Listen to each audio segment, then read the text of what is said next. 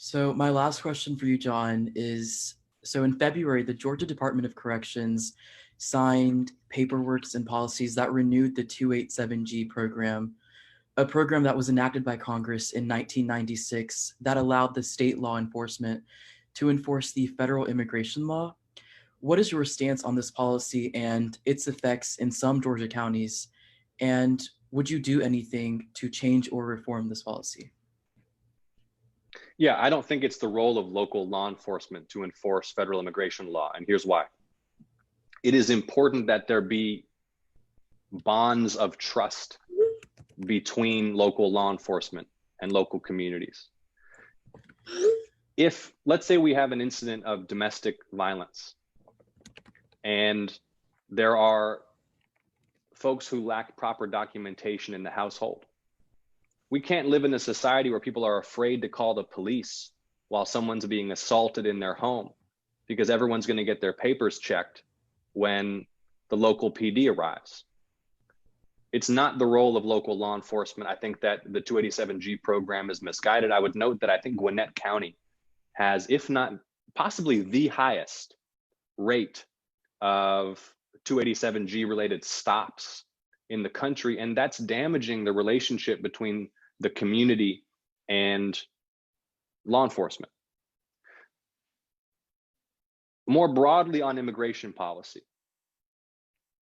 our country, any country, needs to know and control who enters and exits and crosses our borders. That's what makes us a country. We have been presented with a false choice by Donald Trump and the GOP.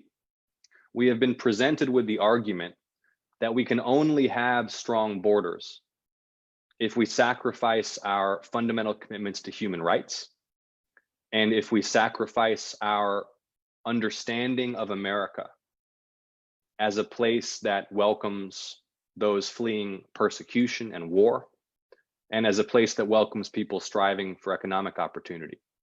That is a false choice. It is right. And look, this isn't something that a lot of Democrats say, but it's true. It is right that we have a problem, that we don't know and can't control who's flowing across our borders. We need to fix that problem. Fixing that problem doesn't require us to rip children from their mother's arms and disappear them into some Department of Homeland Security prison complex indefinitely.